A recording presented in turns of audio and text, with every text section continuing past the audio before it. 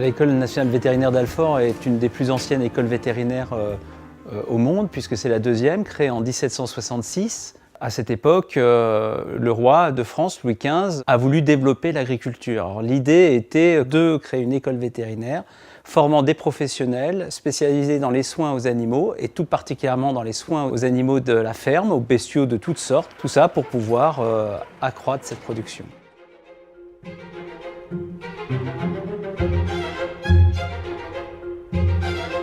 La bibliothèque de l'école vétérinaire d'Alfort s'est constituée dès les débuts de l'école, mais surtout elle a profité des apports extrêmement importants de la période révolutionnaire et de la période post-révolutionnaire. Il y a énormément d'ouvrages du XVIe, du XVIIe, du XVIIIe siècle qui ont regagné les réserves de la bibliothèque à cette époque. Ce qui fait qu'aujourd'hui c'est une bibliothèque extrêmement importante, il y a 180 000 volumes, dont 7 000 titres précieux, c'est-à-dire antérieurs à 1850. C'est donc aujourd'hui la collection de référence dans le domaine de la médecine vétérinaire.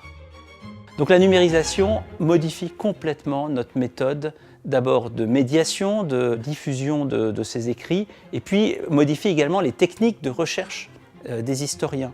Le troisième intérêt majeur, c'est que les livres, dès lors qu'ils sont disponibles sur Internet, n'ont plus à être manipulés.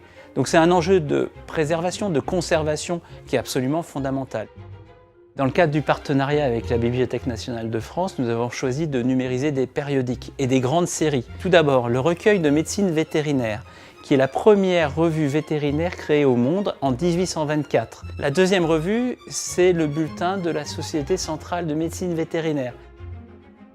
Le leveur de sort, l'auteur décrit qu'il a pu observer dans une ferme où on a essayé de désenvoûter un mouton qui avait été l'objet d'un maléfice. C'est là qu'il y a une dimension sociétale et historique qui dépasse le cadre de la médecine vétérinaire. Alors nous, on rêve de continuer avec la Bibliothèque nationale de France parce que la numérisation de ces sources de savoir est un enjeu scientifique, pédagogique et culturel majeur.